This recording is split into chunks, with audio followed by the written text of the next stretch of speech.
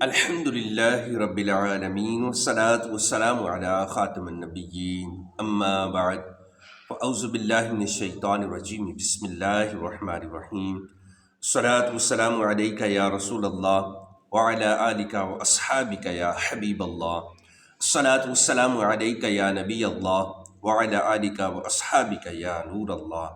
فرمان آخری نبی محمد عربی صلی اللہ علیہ وآلہ وسلم من صلی علی او سآل لی الوسیلۃ حقت علیہ شفاعتی یوم القیامہ، جس نے مجھ پر ایک بار درود شریف پڑھا یا اللہ پاک کی بارگاہ میں میرے لیے وسیلے کی دعا کی تو بروز قیامت اس پر میری شفاعت ثابت ہو گئی۔ سبحان اللہ۔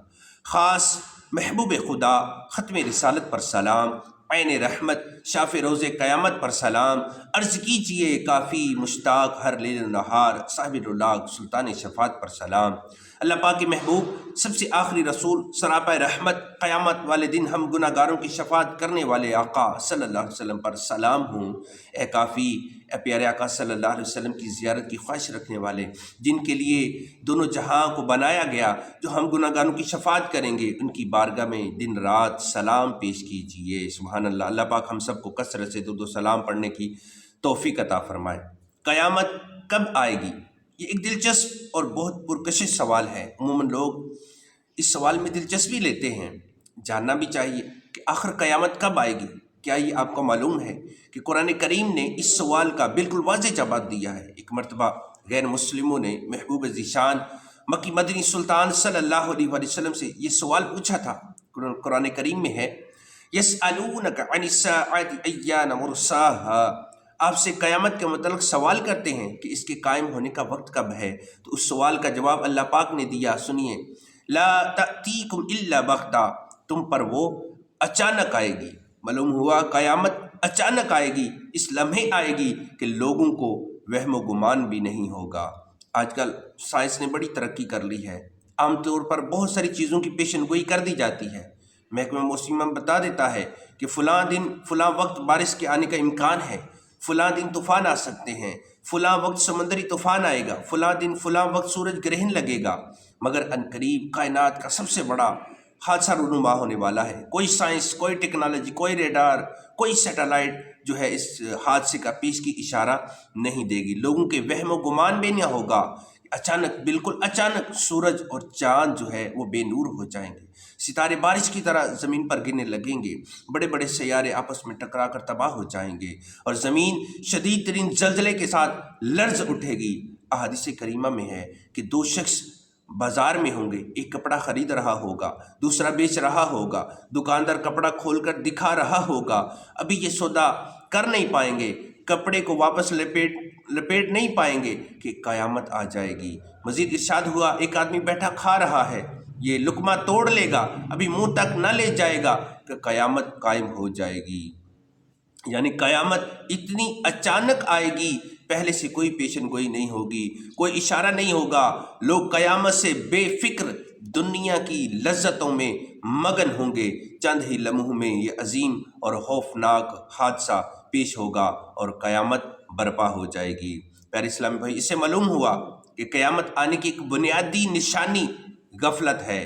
قیامت اس وقت آئے گی جب لوگ اس سے بالکل غافل ہوں گے، اپنی دنیا میں مصروف ہوں گے، دنیاوی لذتوں میں مگن اور نہ جانے کیسے کیسے کاموں میں مصروف ہوں گے۔ قیامت کی طرف کسی کا دھیان ہی نہیں ہوگا۔ اس وقت قیامت آ جائے گی۔ افسوس ہے کہ آج اگر ہم غور کریں تو قیامت کی یہ نشانی کافی حد تک پوری ہوتی دکھائی دے رہی ہے۔ اب قبر و آخرت اور قیامت سے غفلت بہت عام ہے۔ اب ہم دنیا میں ایسے رہتے ہیں گویا ہم نے کبھی مرنا ہی نہیں ہے، یہاں سے جانا ہی نہیں ہے۔ قیامت آنی ہے، ضرور آنی ہے، آ کر ہی رہنی ہے، ہم سب یہ جانتے ہیں، مانتے بھی ہیں، اس کے باوجود غفلت چھائی ہوئی ہے۔ صبح اٹھنے سے لے کر رات سونے تک بس دنیا دنیا اور دنیا ہی کی فکر ہے۔ قیامت کے متعلق تو خیال بھی نہیں آتے۔ یوں سارا دن کھیل کود میں گزار کر غفلت کی نیند سو جاتے ہیں۔ اعلیٰ حضرت رحمۃ اللہ تعالی لکھتے ہیں نا، دن لہو میں کھونا تجھے، سب صبح تک سونا تجھے، شرم نبی خوف خدا یہ بھی نہیں وہ بھی نہیں۔ دن فضولیات میں کٹا، رات بھر غفلت کی نیند سوئے رہے، نہ دن میں خدا کی یاد، نہ رات کو عبادت کا وقت، نہ شرم نبی نہ خوف خدا یہ بھی نہیں وہ بھی نہیں۔ سید احمد حرب رحمۃ اللہ تعالی علیہ، اللہ پاک کے نیک بندے تھے، اب ساری رات جاگتے رہتے، عبادت کرتے رہتے۔ بعض دفعہ لوگ اصرار کرتے، یعنی بار بار کہتے کہ سو جائیے، کچھ دیر آرام کر لیجئے۔ آپ فرماتے جس کے لیے جہنم دہکائی جا رہی ہو، جنت سجائی جا رہی ہو، مگر وہ نہ جانتا ہو کہ اس کا ٹھکانہ کہاں ہے، جہنم میں جانا ہے یا جنت ٹھکانہ ہے، بھلا اس کو نیند کیسے آ سکتی ہے؟ اللہ اللہ، یہ تھے قیامت کو یاد رکھنے والے لوگ۔ ان کی سوچ کیسی تھی، ذہن کیسا تھا؟ ہر وقت ان کے دل و دماغ پر قیامت کی ہولناکیاں اور میدان محشر کی دہشت چھائی رہتی تھی۔ قیامت کے خوف سے راتوں کو نیند تک نہیں آیا کرتی تھی۔ اب ہمارا حال کیا ہے؟ کبھی کوئی ڈرنا خواب دیکھ لے دیں، قیامت کے تذکرے پر مبنی بیان وغیرہ سن لیں، تب قیامت یاد آ جائے تو آ جائے، ورنہ بس دنیا کی لذتوں میں مگن، بس دنیا ہی دنیا کمانے میں مصروف ہیں۔ حضرت رباح رحمۃ اللہ تعالی علیہ ایک مرتبہ ایک حبشی غلام خریدا، اسے گھر لے آئے۔ اس غلام کی عادت بڑی نرالی تھی، یہ نہ خود رات بھر سوتا نہ حضرت رباح رحمۃ اللہ علیہ کو سونے دیتا۔